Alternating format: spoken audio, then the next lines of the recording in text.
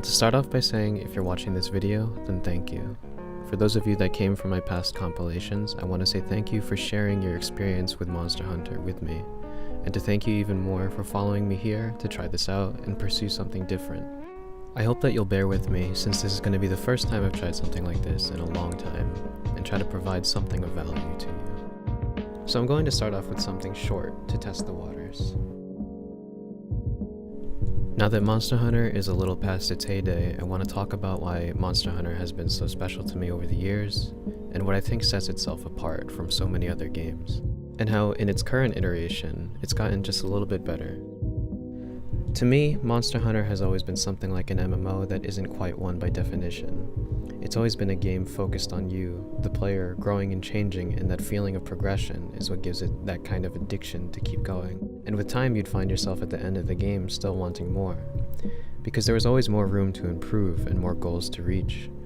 A lot of times it never stopped, and you could find yourself trying over and over at the same monster to get a single drop needed. And no matter how tiring it felt sometimes to do it, I still did it, because it never stopped feeling fun to hunt.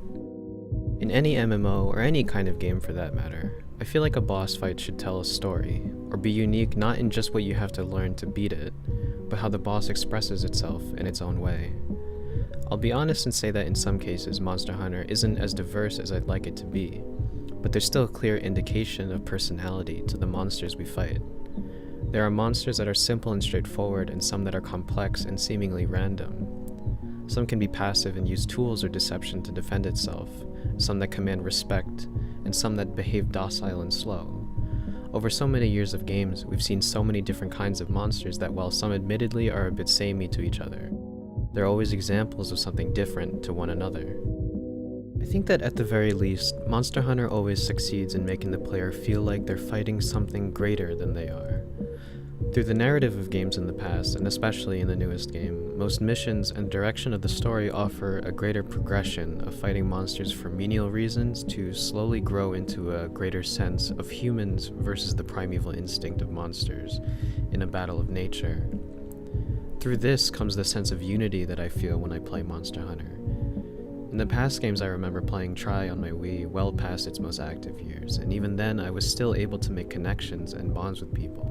One of which I consider one of the most important connections I've ever had with someone. I've never felt alone when I played Monster Hunter, and with the way video games have grown and networking has changed, Monster Hunter World gave us access to the same game that we love with a new sense of unity with others that play it.